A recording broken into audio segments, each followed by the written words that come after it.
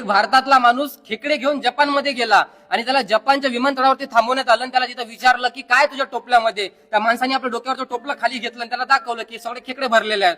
जपानचे ऑफिसर म्हणतात, अरे काय हे बाहेर निघतील, लोकांना चावतील, पळून जातील, इथं हाकार होऊन जाईल, अरे झाक याला बांध काहीतरी. तो आपला भारतातला माणूस म्हणतो, sir this is a Indian खेकडा. अरे सर, एक जर निघायचा प्रयत्न करत असेल ना याच्यातला, खालून 2 तंगडे धरतात, आणि जर 2 निघायचा प्रयत्न करत असेल खालून 4 तंगडे धरतात. आणि अशा पद्धतीने याच्यातला एकही खेकडा जीवनभर बाहेर निघू शकत नाही जोपर्यंत त्यांना मी बाहेर काढत नाही तोपर्यंत.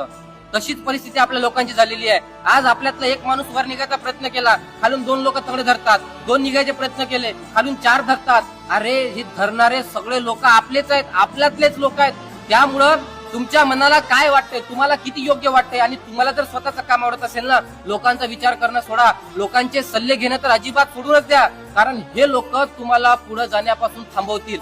तुम्हाला ओढणारे सगळे लोक आपलेच आहेत, आपल्यातलेच आहेत. ही सगळी खेकड्याची औलाद आपलीच आहे. त्यामुळे लोकांचा विचार करणं सोडा.